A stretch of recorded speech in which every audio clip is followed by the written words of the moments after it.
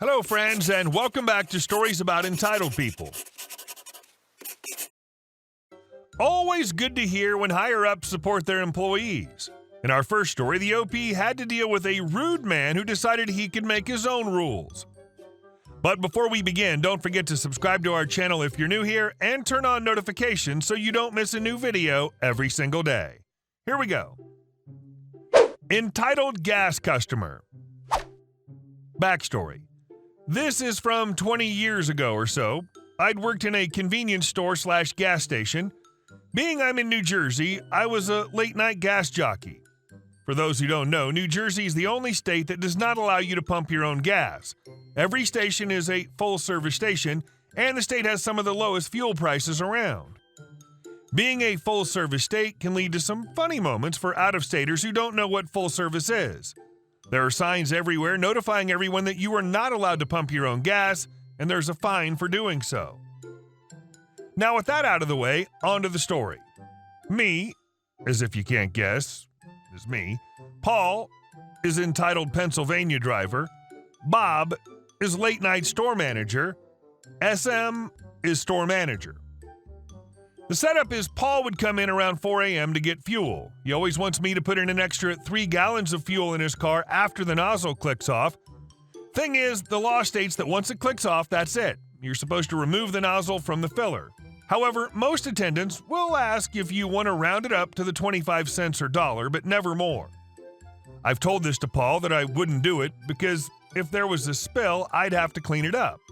Paul pulls in, fill it up, regular. Me, sure.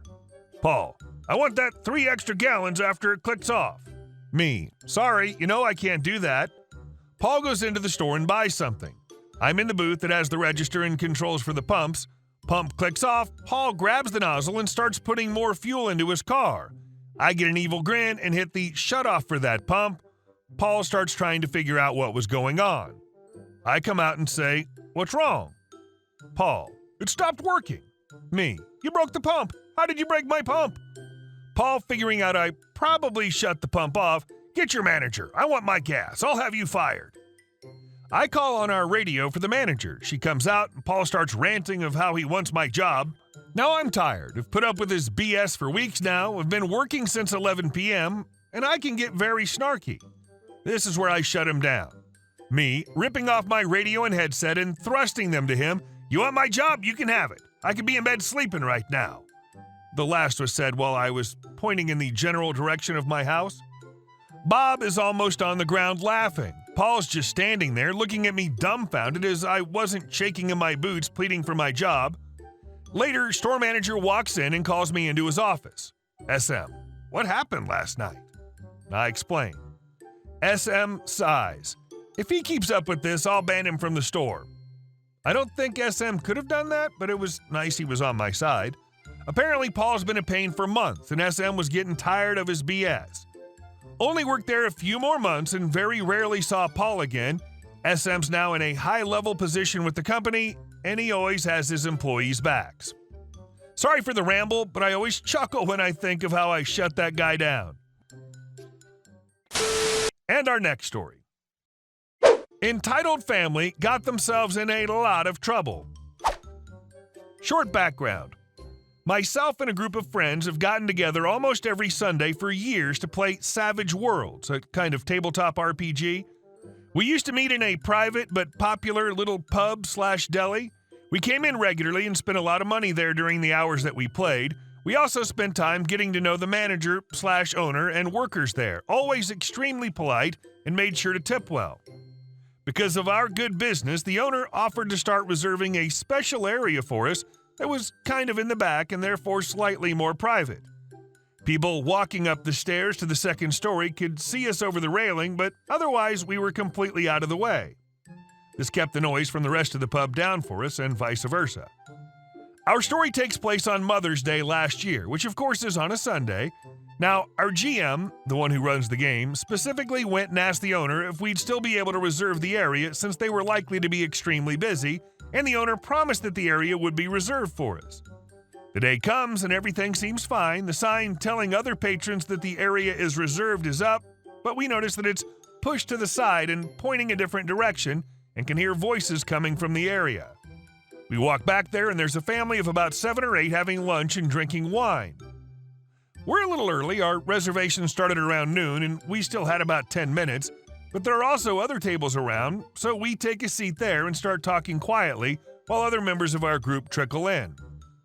Karen equals entitled mother, Linda equals entitled aunt, GM equals our game master, BF equals my boyfriend, and me equals yours truly. I should mention that several members of this family kept shooting us dirty looks and then turning around whispering furiously to each other. There were also 3 little girls with them who weren't paying us any attention, as far as I could tell. After a while, one of the men turned to us and asked in a would-be polite tone, "Excuse me, but do you have this area reserved?" GM, very politely, "Yes, we do, starting at noon." Keep in mind our GM is one of the nicest guys you'll ever meet and does not do well with conflict. He's easily walked over. I usually am as well, but I'm quick to stand up for my friends. Karen, sounding much more snobby, when did they start doing that?" GM, "A couple years now." Karen, rolling her eyes, "That's impossible. We're here every Sunday and we've never seen you." GM, looking a little confused, "Well, we're here every Sunday." They turn back to each other and begin to whisper heatedly to each other. It's at least 5 past noon at this point, and these people have decided to take their sweet time eating their lunch and are shooting passive-aggressive looks our way, daring us to say something as they take small bites of their sandwiches. They put them down to hold long conversations while sipping on their wine. During all this, we've all remained relatively quiet, occasionally having a conversation, to which we get death glares from the 2 women for apparently daring to talk or make any noise. The second of the 2 finally turns around. Linda, "Excuse me, but you're being pretty rude, and we were here first. I don't see a sign saying it's yours." BF gets up, walks over to the sign, picking it up, bringing it back, then adds sarcastically, "Oh look, I found a sign." The woman scoffs and turns back around, and they continue for another 10 minutes. My BF is getting extremely annoyed at this point. He tells me he's going to get a drink and that he'll be back, and goes off, probably to keep himself from telling these people off. Karen sees him get up and go and nudges Linda, nodding in his direction, and they finally exchange looks before alerting the rest of the group. Finally, they begin to gather their things and are more or less shuffling out. Our GM stands and claps his hands together once. GM, "Well, who's ready to get this show on the road?" Karen comes storming back, getting inches from GM's face, and begins screaming at him. Karen, "What the hell's wrong with you? You're so rude. How dare you start applauding us leaving? I have a little girl. What kind of person are you to do something like that in front of her?"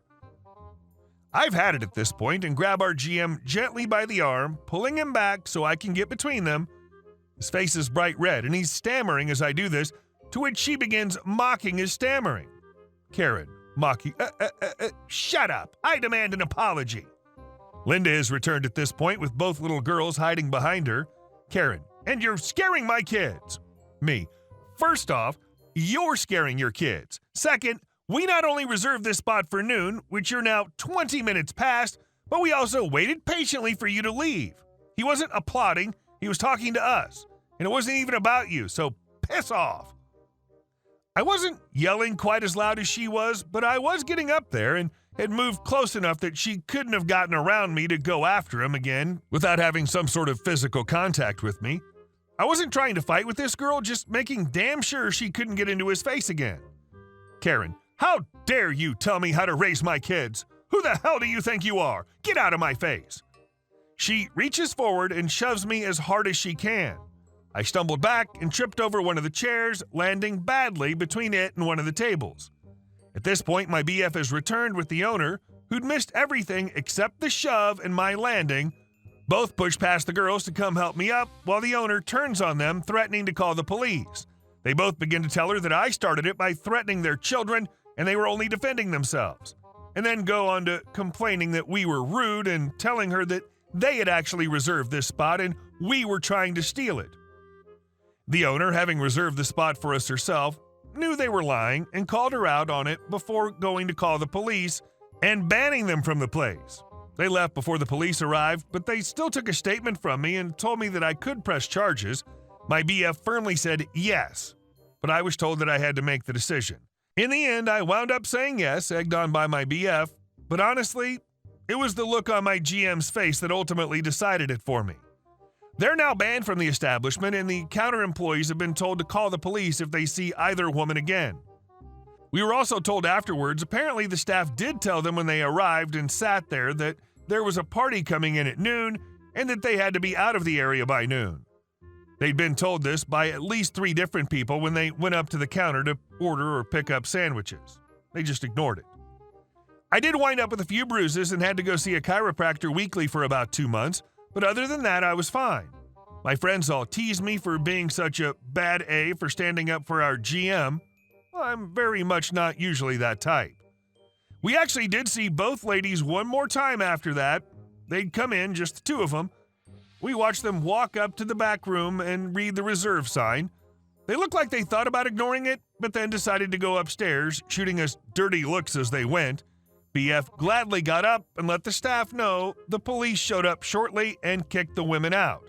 They threw a fit, but we didn't see the rest of it as they took their arguing outside. Hey guys, thank you all for watching the video. I'll see you in the next one.